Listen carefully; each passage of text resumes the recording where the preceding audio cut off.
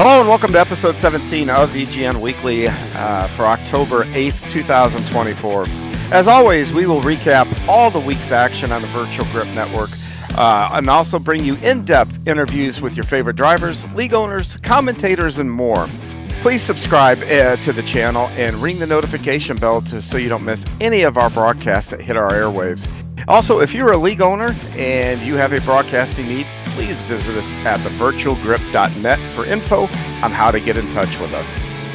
Welcome again to the show. I am John Hine. I am here with the director-producer, all things great, Mr. Ryan Seneker. And we thank you for tuning in here. And today's guest is going to be Bootleg Racing League member Bobby Hayes. And before we get to our interview with Bobby, let's go to Ricky Harden first and check out this week's recap. Bootleg Racing League's Outlaw SK Modified Invitational Series took to Slinger Speedway for a Saturday night showdown. And let me tell you, this one was a wild ride. It was round 2 of the season, and right from the start, it was clear that this night was going to be anything but smooth.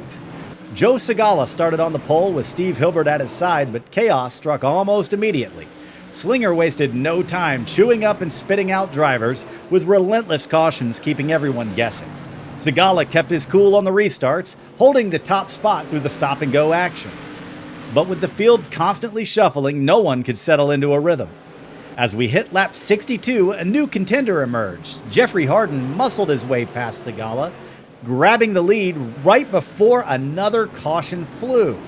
That restart put Segala on the high lane, where he struggled to find grip and watched the field speed past him on the inside. With Jeffrey Harden up front, it seemed like he might bring it home, but defending champ Todd Liston had other plans. Liston would make it his move in the final 10 laps, outpacing Jeffrey to snag the lead. Then lap 93 brought another heart-stopping caution, leading to the final restart on lap 99 that would shake everything up. In an unforgettable showdown, Liston, Harden, and Ruben Altiz went toe-to-toe for the lead. But as the tension hit its peak, the trio made contact, setting off a massive wreck that entangled half the field. In 4th place, Ricky Harden saw his chance to steal the win, but just as he made his move past the incident, John Hine charged through the mayhem, clipped Harden, and spun him out, seizing the lead for himself. After all the dust settled, it was John Hine who emerged victorious, taking home a stunning win in a night of pure Slinger Speedway bedlam. Stay tuned, folks. If this season is anything like Saturday night, we're in for one heck of a ride. After the dust settled from the modified race, it was time for another action-packed race at Slinger Speedway for Bootleg Racing League's Late Model Invitational Series. The Hilbert brothers kicked things off with Steve on the inside and Tom on the outside. Steve Hilbert surged to the lead with Donnie Moore hot on his tail slipping into 2nd, while Tom settled into 3rd place. But this early calm wouldn't last. Early cautions looked to continue the trend we saw in the first race of the night, including a spin for the number 71 modified winner John Hine on lap 16. When the racing resumed on lap 22, Steve Hilbert held the lead in a door-to-door duel with the 26 of Moore into turn 1. Hilbert kept the advantage, leaving Moore in 2nd, while Tom Hilbert ultimately edged out Segala for 3rd. By lap 30, the 23 of Mike Holloway made his move into 2nd place, with the driver of the number 6, Kurt Smith, in tow, snatching 3rd from Donnie Moore. On lap 33, Holloway powered through off of turn 4, capturing the lead and sending Smith up to 2nd. The drama kept coming with a caution on lap 61. But on the restart at lap 66, it was Holloway and Smith leading the charge side by side into turn number 1. Holloway claimed the lead yet again, while Segala pressed Smith for the 2nd spot, only to be stopped by another caution. A final green flag run would give Holloway all he needed to pull away from the pack and cruise to victory. In a dominating finish, Mike Holloway took the checkered flag with clear space to spare. Kurt Smith locked into 2nd, while Alan Wanamaker rounded out the podium in 3rd. A thrilling night for the late model racing fans, and if this pace continues, the season is only going to get better. Thank you, Ricky. And now we'll be right back with our conversation with Bobby right after this.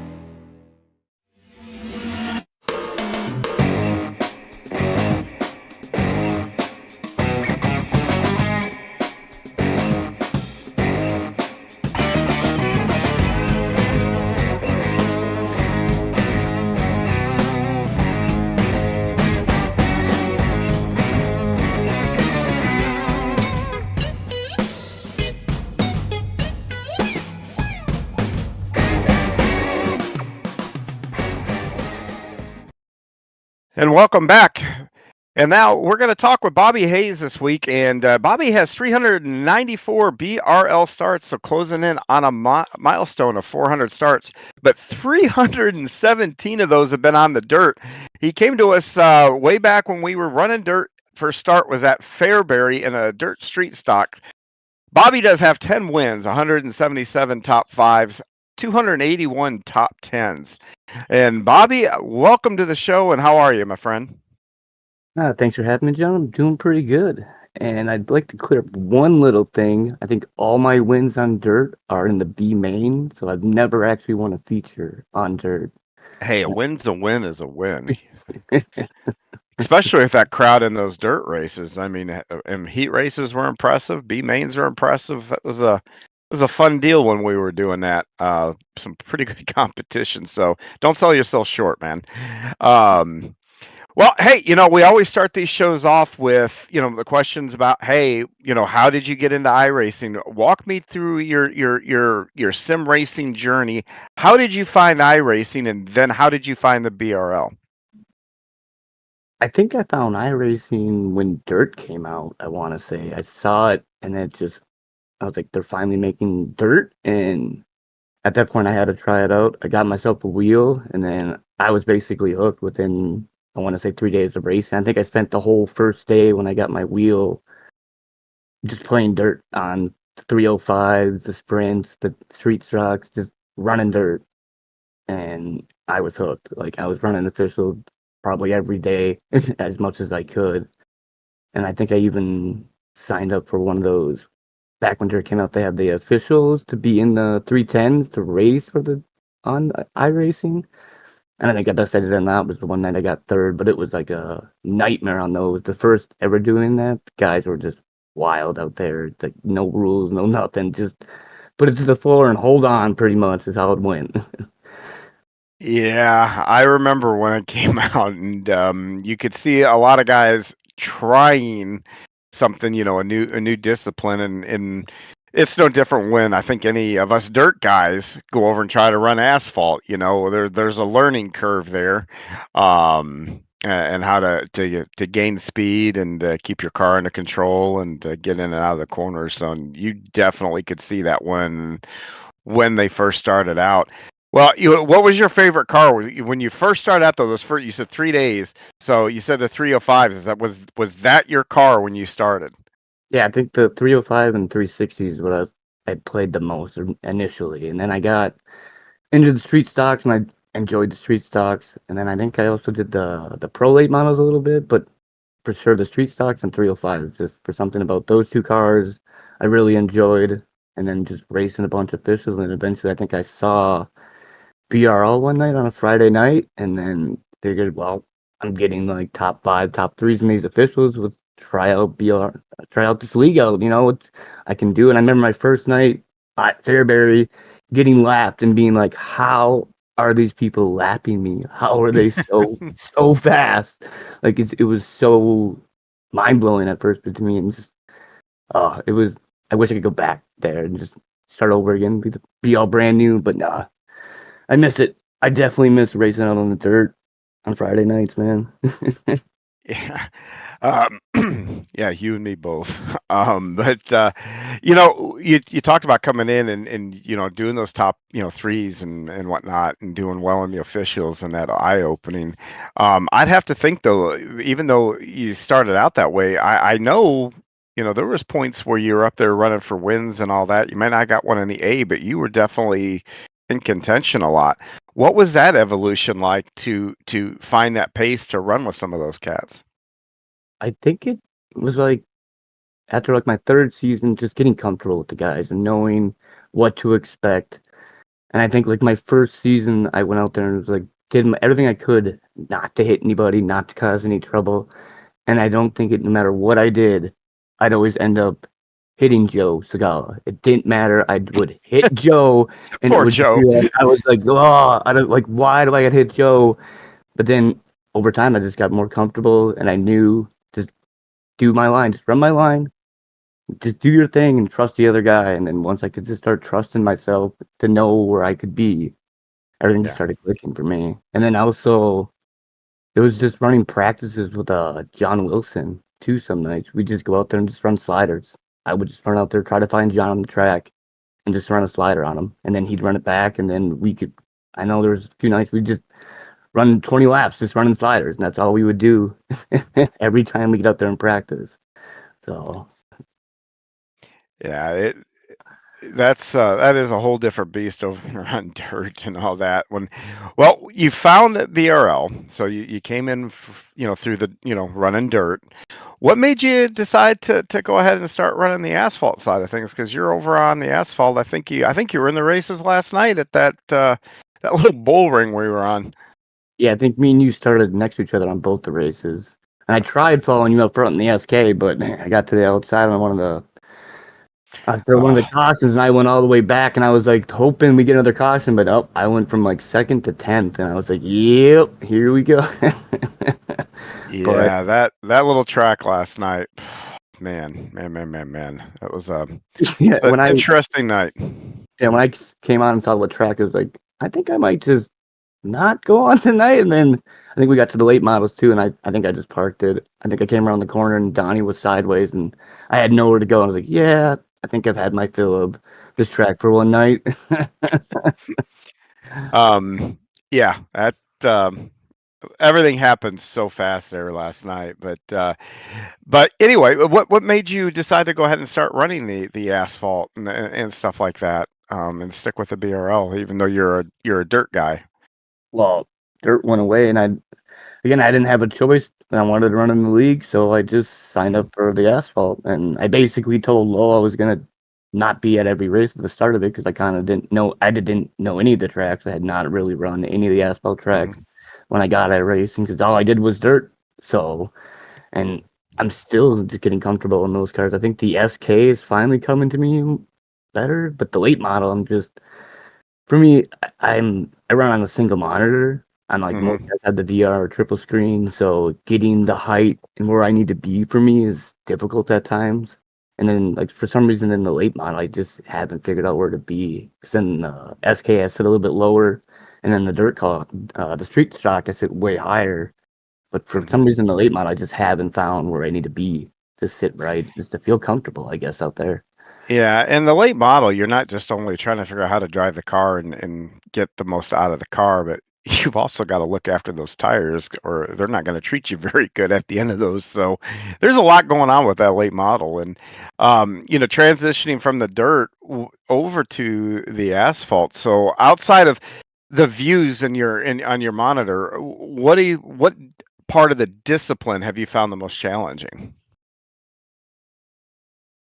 Well, just for me, it's just getting comfortable, really. 'Cause again, Mhm.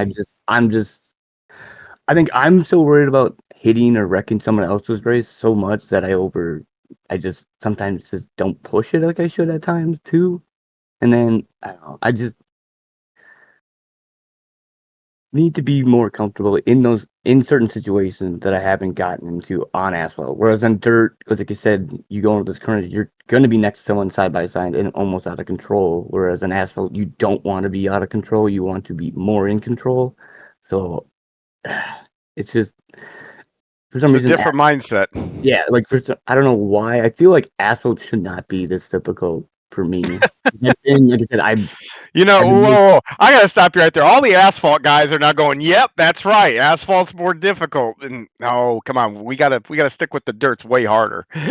um, but they have you're their right own though. they have their It, own little quirks is what the yeah, issue is for me. Because like I said, I for some reason I don't know what it is about dirt. It clicks. Like I didn't even have to really think when I'm out there on dirt. I just race. But when I'm on asphalt, I'm half the time I'm overthinking. Am I going too quick into the turn? Am I getting on the gas too soon? Am I burning up my tires? Yeah, that I've had issues saving my tires. I think we had a race last season where I knew to save my tires and it was like 60 to go and I knew the right front was gone. And I think I parked it at 70 to go and it was at like 15%. And I was like, yep, I probably should have not pushed it so hard, but it's so hard to yeah, keep up with guys and save it yourself at is. times too, because everybody else is going. You're like, well, I gotta go. And then Yeah, man, I'm telling you, I wish what you just described. I wish I had a dime for every time that happened to me, where I'm just kind of sticking with the pack. and I feel like I'm running the same everybody else is running, and my tires get shot. And these guys all, your They're Donnies pulling and away. and and, They're and pulling away from me. Yep. Joes and yeah, the rest of them can keep their stuff under them. Um, yeah, that's been there, done that, and I'm sure more than us, the two of us have had that, found that issue too. And that really tells you the level too, the competition here in the BRL. Those guys that can run those late models and be up front every week and be fast and take care of their stuff. I mean, that's a whole package kind of deal. I mean, there's guys that can just put their foot down and be really fast for 10 or 15 laps, but to be quick, be in contention an entire race and not burn their stuff up. I haven't figured out how to do that yet. So I'm with you on there that. And if any of them want to share any secrets, you can put in the comments, on this podcast. I'd sure like to see those. But um, well, we talked about your racing. Are you racing any of the asphalt, like in the officials or anything like that, or are you just primarily? If you're not, is BRL the only asphalt that you're doing? Yeah, BRL's only I haven't. I think I've maybe jumped into official maybe a couple weeks ago on for dirt, not asphalt, and yeah, it was basically how it was before. Nothing's really changed out there. And yeah, I think if you actually look at my iRacing profile, it'll probably say I have a bunch of asphalt wins. But again, when dirt came out, there was no dirt license, so all my asphalt rating is technically dirt rating. So Yes. Well, you're obviously here probably because you really, really like racing. Is there any in real world? Are there any racing series or tracks or anything like that, or drivers that you kind of follow out in the real world? I used to be pretty big into NASCAR back in the day. I mean, I don't, I still keep up with it a little bit. I'm not a major fan anymore. Ever since was it they changed Man, the chase, the chase for the cup is when I kind of went, oh no, and they changed the points, yeah, and then it just, I was like, what are you doing, NASCAR? You're trying to be another sport, be your own sport, and then now they're doing stage racing, which I don't even want to talk about, and then. yeah. Almost everybody. I don't think that I've interviewed and we've touched on the subject about other racing and NASCAR. I think I almost want to say everybody has said that. Yeah, I used to like it, and man, oh man. I mean, I mean, I've been indifferent about the changes, but myself, it's like it is what it is. Um, but man, yeah, that's well, since the NASCAR went away though, then the stuff with NASCAR. I mean, have you picked up any? Like because up there in the, you've got ASA up there, you've got the Wasota on the dirt that's up near you. Do you follow any of that stuff? Not too much at all, really. I mean, I've kind of gone out to Brainerd every now and then to go catch out the drag racing out there, but Hmm. for the most part, no, not really. Tell me a little bit about Brainerd, because I know there's a lot of history up there with that track and everything else, but can you describe kind of what the atmosphere at that track is? Because I think that's a unique. Because isn't it like out in the middle of the woods? Yeah, yes, it's kind of, it feels like it's out in the middle of nowhere. Like when Yeah. and I think the first time I went there was when I was 8, so that's a long, long time ago. And that was, I think my dad brought me up to go see the top fuels for the first time, and I think that was my first time really seeing that much horsepower and feeling that. Every time I tell someone about top fuel dragster, they always like, "What do you mean?" It's like, and I think my easiest explanation was always that feeling you get when you get on top of a roller coaster and it sends you down. That feeling you get in your stomach, or when you take off from a plane, you get that, but you're standing still as something just shoots by you, and it's like you get a taste, a smell, and just there's so many things that happen that if you don't experience at least once, you're missing Yeah, out. It's just I agree. And then since we're on the, I'll tell you, I'll share a little story here. The NHRA was here in St. Louis either last weekend or the weekend before, and I live maybe 30, 35 miles west of the track. So the track is actually on the Illinois side of the Mississippi. Then you've got St. Louis, and then I'm on the western edge of St. Louis. So you've got the entire city between me and the track. The top fuel guys, when they made their runs, we had our windows open. I could hear them that far away. Yo, yep. So yeah, so what you're describing, and I've been to a couple, and those are, yeah, that the people, if you're racing fans, put that on your bucket list because that is, you want to talk about earth pounding experiences. That it's an incredible thing. So Yeah, seeing them and also getting down there in the pits and watching them actually break it all down after one drag and then put it all back together. That's another thing, just to sit there and go, geez, how did it's like, yeah, it, it's a coordinated dance for sure. And yeah, I forgot the NHRA does that stuff now a lot. Where if your ticket buys you basically a pit yeah, pass. yep. Yep. So, well, since we covered that, well, what about other interests that you have? Do you any other gaming or anything like that that you like? I'm also a big, I play like World of Warcraft recently, been Hmm. enjoying that. They finally had a new expansion that's actually pretty good. The last two expansions have been pretty good, so just been playing that recently. Been having fun doing that finally after like so many years of it being kind of just not so great. So it's just nice to have a game you played for a while finally get better than what it's been. So Anything else that you like? Any other kind of genres of games or anything like that? Uh, I I enjoy first person shooters. I also play Escape from Tarkov, which is like a first person shooter looter game. I've played Call of Duty. I played like Call of Duty Zombies and other things. And then it's just Man, the last Call of Duty I did, I think, was way back on a PlayStation, actually, where it was World War II. I think I forget what it was. Airborne, Call of Duty Airborne. That one, which was many moons ago, many moons ago. Um, what is your out of those different genres? Which one is your favorite? I guess it depends sometimes. I guess first person shooter because that's kind of what I always played back in the day. If I wasn't racing, it was probably playing shooters, mainly playing Counter Strike, the original Counter Strike, not what they have now, and then just enjoying what I had, I guess, because everything I played shooters now, and I guess they're just not what they used to be anymore. Especially like the newer games. Was it Overwatch and all these other ones that have you be like a team, and then you have the abilities where it's not. It should just be a shooter, man. It should be capture the flag, search and destroy, just get back to what it's always been. I don't know why you always got to put more gimmicks into something that doesn't need more gimmicks. So kind of like NASCAR doing their thing too. So it's just everything just tries to leech onto something else. Like, hey, this worked for me. Let's try it out ourselves. Like, no, do what you were good at.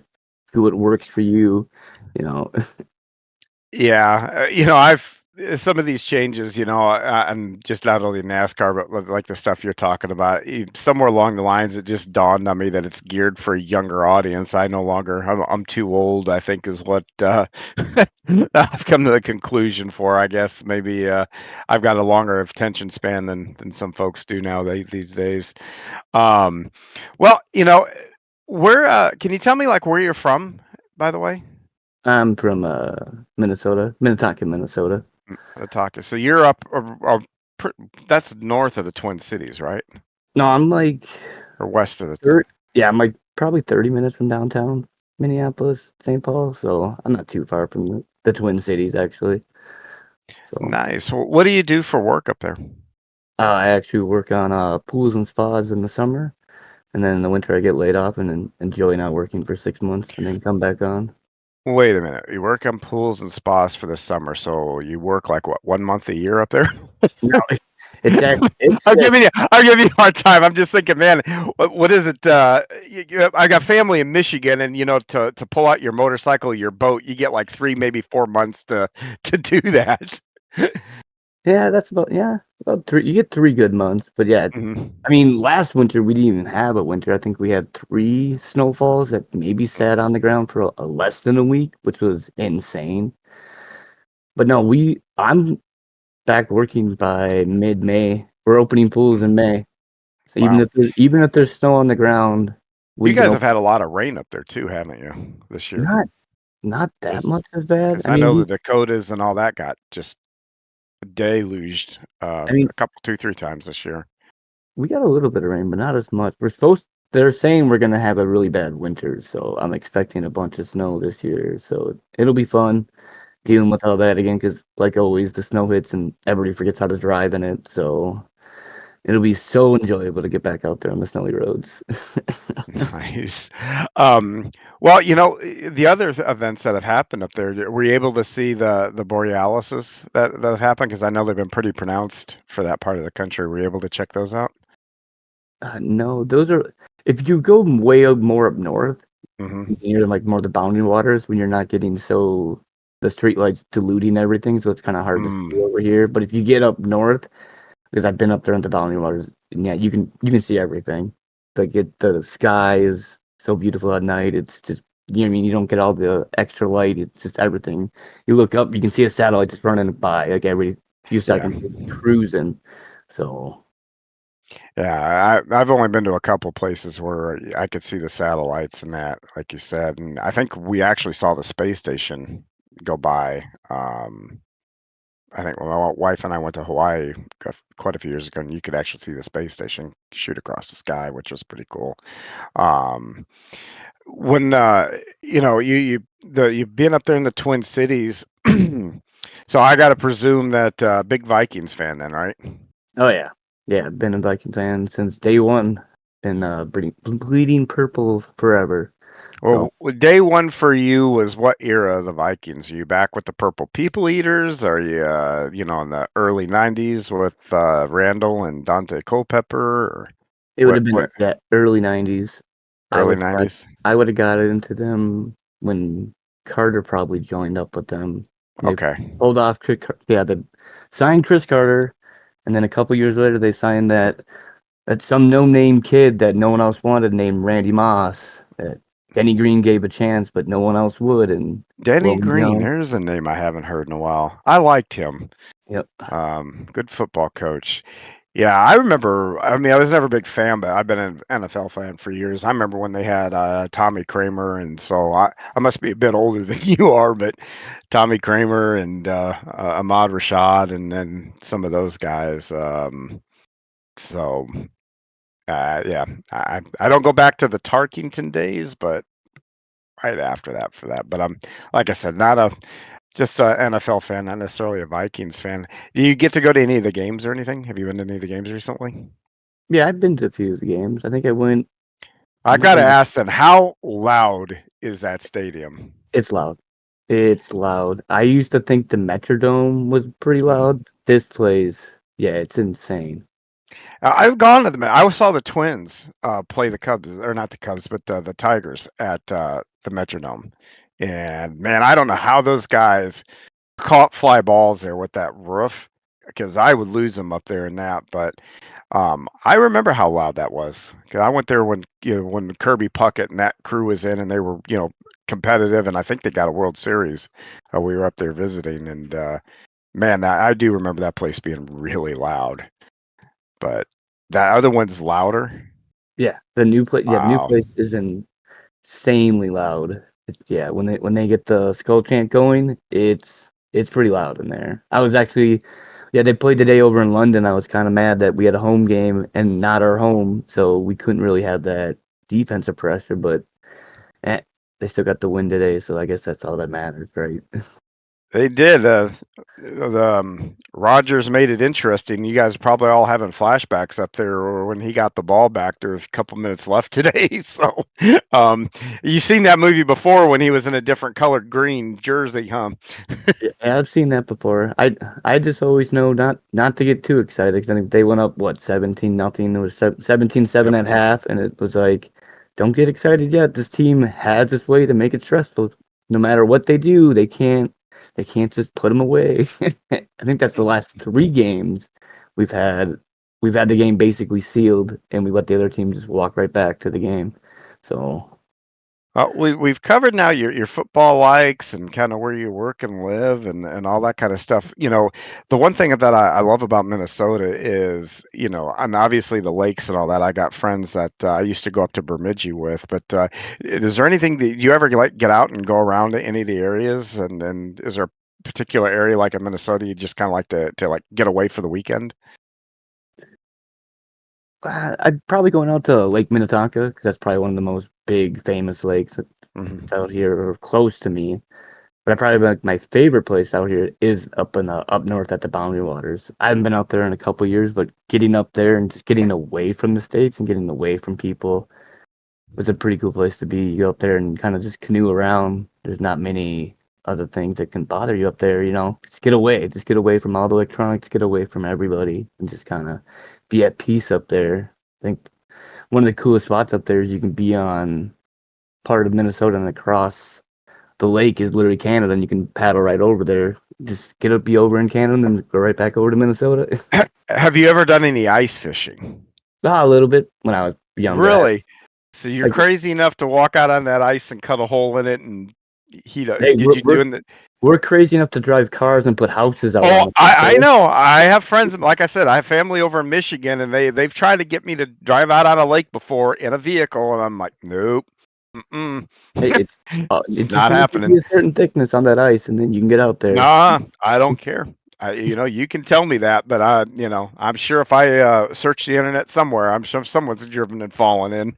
Well, tell me though, what's that experience like though, in the shanty, and I mean, is that what you did, or were you guys more outdoors when you did it? I've been in little houses before. I mean, it's Hmm. like being in a little room, a heated room, and you're just sitting over a hole, just waiting for a fish to bite. I mean, All right. Well, uh, now I'm going to ask a really stupid question. Well, if you've got a heater in there now, by logic, isn't that melting the ice when you're sitting in there? you don't when you keep the I'm just saying, I'm a Southern guy. We're down here from the South. We don't do this stuff. So, like I said, I'm going to ask a dumb question. But in my mind, and anybody that's on this part of the states, they're thinking the same thing. I know they are. if So the ice it's was not. going to be thin enough to melt with the heat, we wouldn't be out there. Well, I understand that, but I would think any heat, anything that kept it above freezing would be theoretically melting it, right? Yes, you are correct. But again, you're not going to even where how the heat works in there. It's not Hmm. not going to affect the ice you're on as much as you think it would. I mean, yes, Uh, they're going to have it melt a little bit, but again, they're not going to have you out there with cars and houses unless it's yeah. pretty dang thick out there to support that. So, Well, fair enough, but yeah, I'm still not going to go try it if I'm ever up there and have an opportunity. Just can't do it. Um, well, Bobby, it was really nice to sit and chat with you here. So, first of all, thank you for your time and everything for coming on the show here this week. But we got one more piece of business here to do. Well, a couple more, but the next one's going to be what we call, the green white checker here. So I'm going to throw a couple things out here and just say first things that come to your mind. Okay, yeah, you ready? sure. RPG games or racing games? Racing games. Why? I guess I just enjoy racing games more at times. I mean, like I said, Okay. I once Dirt came out, Dirt's in my life ever since I came out. I've been enjoying Dirt. Can't get enough of it at times, man. So, Then this is going to answer my next question. Dirt or asphalt? Which is more Dirt, challenging? Dirt, Dirt, especially when it gets worked in, you have to start using throttle control. Like I said, each track's a little bit different. I mean, back when they had the cushion, they were way different. But again, Dirt, man, Dirt can be a beast out there at times. All right, last one here, and this is, I'm sure, been a hot topic on Minnesota sports radio here lately. What are they going to do if Sam Darnold keeps balling out with JJ McCarthy? They're gonna have to sign him. They're gonna if they don't we if they don't sign him soon, that he's gonna want so much money, and then he's probably just gonna walk. And at this point, it's it's probably the best situation we could be in reality. Like we're gonna have options, and Yep, and you can hold McCarthy for a few years and put him on that Aaron Rodgers, Brett Favre kind of deal where they're on the bench a little bit. yeah, I wish more teams would look into that. Like, how come no one's looking at how the Packers have always sat their quarterback 2 to 3 Yes. years, and no one else, everybody else is pulling a quarterback in the first round and slinging him out there, and then they play really, really bad, and it's like, well, this kid can't do it, and no, they need time to learn. It's not something you can just pick up. Yeah, you could Well, have. and they need the pieces around them. And most of those Yep. teams that Yes. got first round pick or, first pick of the draft, quarterback's not their only problem. Yeah, I So, think the only one recently has been doing really good is CJ Stroud, who went to the Texans. Like that, was he a rookie last year, and he's doing yep. pretty good. So Yeah. they all see that and like, oh, we can do it Yeah. too. But Well, that Jaden, what is his name out of from the Commanders? Man, yeah, that yes, dude's yes, he was. holy cow. I watched that one of his games the other week, and man, spectacular. So, yeah, but I'm sure that's a hot topic. There'll be what to do with Darnold, the McCarthy situation. But luckily, McCarthy's on a rookie deal. You could probably hang on to him a couple of years. Give Sam some cash and maybe a couple 2-3 year contract and see where that goes. But yeah, it's a good problem to have, like you said. Yep. Yeah, I'd Well, rather have that. Yep. yep. Well, thank you there for playing along here. And well, the last piece of business that we do have, we got to kind of preview where we're going to go next. This week's broadcast on VGN are going to be the BRL races. And Saturday night, they're going to be at Langley, I believe. And Bobby, have you raced at Langley? I believe so. Yeah, I think it It's like was that It's like almost a circular track. At least it feels that way sometimes. kind of Very like flat. the bull ring almost then. Yeah, Or but it's very, very flat. I mean, yeah, but I the probably did. corners. I mean, I'm saying this just, they're not, but I mean, at times I feel like they're off-camera corners. That's how much of a lack of banking that feels like that's there from time to time. Then if you've been there, then what are your thoughts on Langley, and what do you think your prospects will be this week? Probably the same they were this week. Probably have a good run at the start and probably find myself in the back. Most likely. That's just how my race has been going recently. I get a usually strong start and then, like I said, burn up my stuff. And then before I know it, I got no tires and I'm falling to the back. So I'm sure I'll end up back there. I will be back there with you because that's where I eat my tires up the most, are those flat tracks with no banking. So I'll race you to the back this week. Look um, to see you there. Yep. That's a track. It's got some history there. It's I think one of the original iRacing tracks too. So the BRL has been coming out here for years to there, and there's a lot of guys that have a lot of experience there in the field. And this is one of those tracks where I would think the guys with the most laps on that track are probably going to be the guys that are going to be probably contending, is what my guess will be. Those guys are going to be the ones to watch over the weekend. Like I said, don't. I'm going to head to the back, I'm sure, and those guys like me that struggle on the flat tracks, we can have a party in the back and we can still have fun and race each other pretty good back there. So, but Bobby, once again, I do want to thank you so much for coming on here. It's been very nice to get to know you, and it's good to talk to a fellow dirt guy. I kind of stayed away from it just because I didn't want to get myself in any kind of trouble and turn it into a dirt broadcast, because I'm sure a majority of our audience are asphalt guys, and there's nothing wrong with that. And beauty is always in the eye of the beholder. But again, thank you, Bobby, very much for coming on. Well, thanks for having me, John. It was a pleasure to be on here. Yep. And we will be back next Tuesday with an all-new episode. And also, please don't forget to subscribe and like the channel, and also ring that notification bell so you don't miss any of our broadcasts. And just another reminder, if you are a league owner and you have a broadcasting need, please visit us at virtualgrip.net. My name is John Hine, and for Ryan Seneker, once again, we thank you for tuning in. Keep it between the walls, and we'll see you next week.